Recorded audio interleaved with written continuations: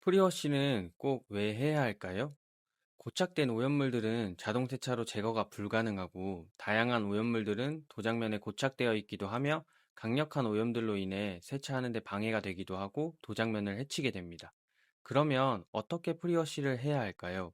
프리워시 제품을 사용하는 경우에는 한 번에 제거를 해줄 수는 있지만, 세차에 대해서 아직 잘 모르시는 초보자분들에게는 굉장히 비효율적일 수도 있습니다. 세차장에서 사용할 수 있는 고압수 혹은 스노우폼으로도 충분히 프리워시를 할 수 있습니다. 간단하게 오염물들을 해결하고 싶으신 분들은 꼭 이 영상을 끝까지 보시고 프리워시 방법과 꼭 해야 하는 이유까지 알아가세요. 자, 본격적으로 프리워시를 시작하기 전에 우선 초보자분들이 쉽게 할 수 있는 제품을 사용하지 않고 할 수 있는 프리워시와 오염이 심할 때 프리워시 제품을 사용해서 하는 두 가지 방법 모두 소개시켜 드리겠습니다. 차가 더러운 상태에서 바로 고압수로 물을 뿌리고 미트질이나 세차장에 있는 솔질을 하는 건데요. 언뜻 보면 괜찮아 보이지만 사실 도장면에는 정말 큰 데미지를 줍니다. 흙이나 먼지가 그대로 밀리면서 차체를 긁을 수 있거든요.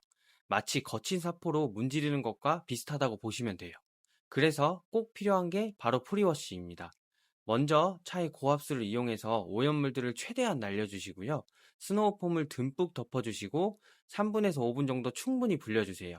그러면 오염물들이 자연스럽게 흘러내리고 도장면에는 윤활막이 형성이 됩니다.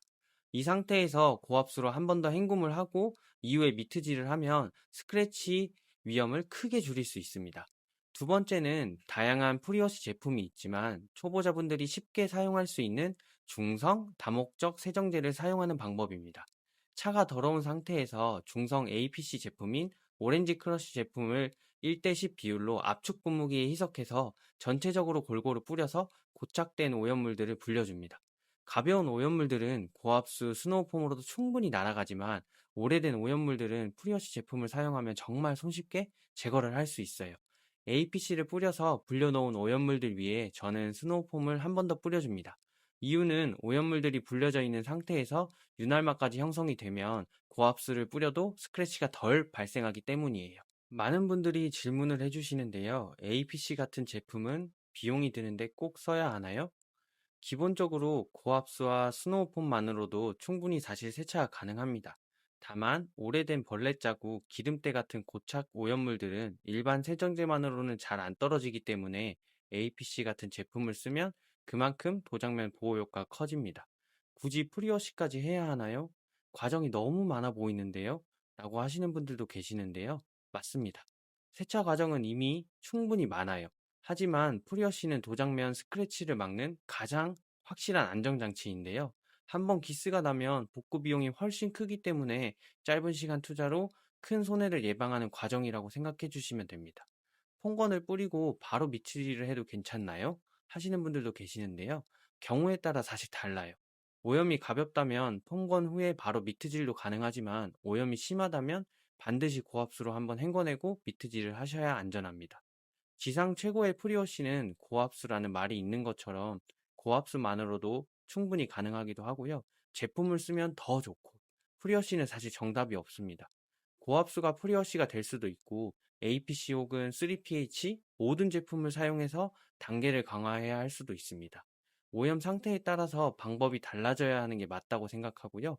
앞서 프리워시 방법에 대해서 설명을 드렸는데요. 프리워시를 포함한 세차 순서와 주의사항에 대해서 간략하게 말씀을 드리겠습니다.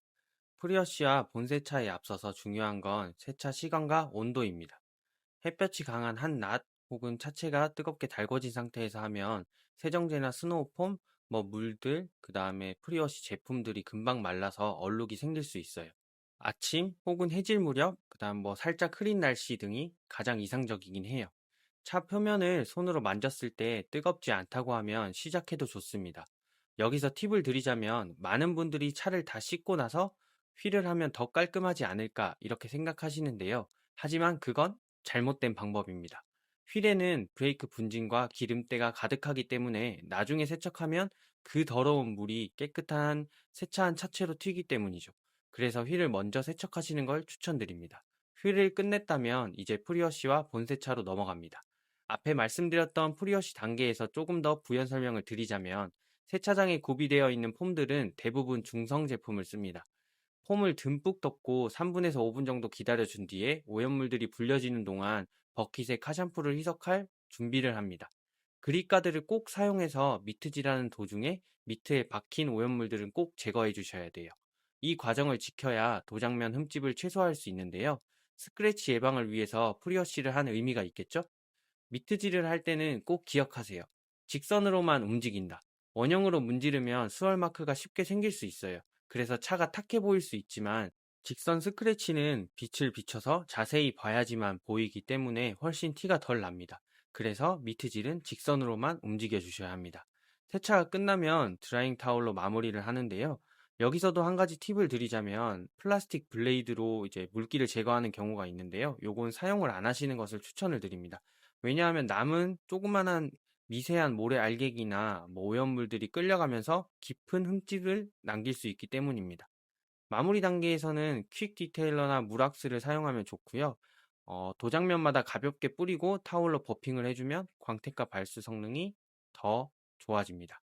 마지막으로는 타이어 드레싱과 유리 세정제까지 해주면 완벽하게 끝낼 수 있습니다. 그럼 한번 정리를 한번 해볼까요? 휠 먼저, 차체는 나중에, 프리어시로 흠집을 최소화시키고 버킷과 그립가드는 꼭 사용하시고 미트질은 원형이 아닌 직선으로 쓸어내리듯이 그다음에 드라잉 타올로 안전한 드라잉 그리고 마무리로는 보호제, 광택 강화 이 순서대로만 지켜도 세차가 훨씬 효율적이고 차는 오래도록 새 것처럼 빛날 거예요. 여러분들도 오늘부터 올바른 세차 습관으로 내 소중한 차량이 반짝반짝 빛나는 그 만족감을 직접 경험해 보셨으면 좋겠습니다. 제가 세차할 때만 해도 사실 프리어시제는 휠 클리너, APC, 즉 다목적 세정제 뿐이었습니다. 하지만 요즘에는 3pH라고 해서 단계별로 산성, 중성, 알카리성 제품으로 각 오염마다 제품을 사용해서 제거해 주는 것들이 유행이더라고요. 사실 세차를 오랫동안 했던 저도 이게 뭐지? 저게 뭐지 하면서 어렵게 느껴졌는데요. 초보자분들은 더더욱 혼란스러우실 것 같아서 정답은 아니지만 그래도 간단하고 쉽게 할 수 있는 제품을 사용하지 않는 방식과 그리고 대중적인 안전하고 사용하기에는 부담이 없는 중성 제품을 이용해서 하는 방법 한 번에 알아가실 수 있도록 이 영상을 제작해 보았는데요. 이 영상이 도움이 되셨다면 구독과 좋아요 한번 부탁드리고요. 아, 그리고 저도 사실 3PH가 진짜 너무 궁금해서 한번 해보고 다음에 영상 한번 만들어서 또 소개시켜 드릴게요. 끝까지 시청해 주셔서 감사합니다.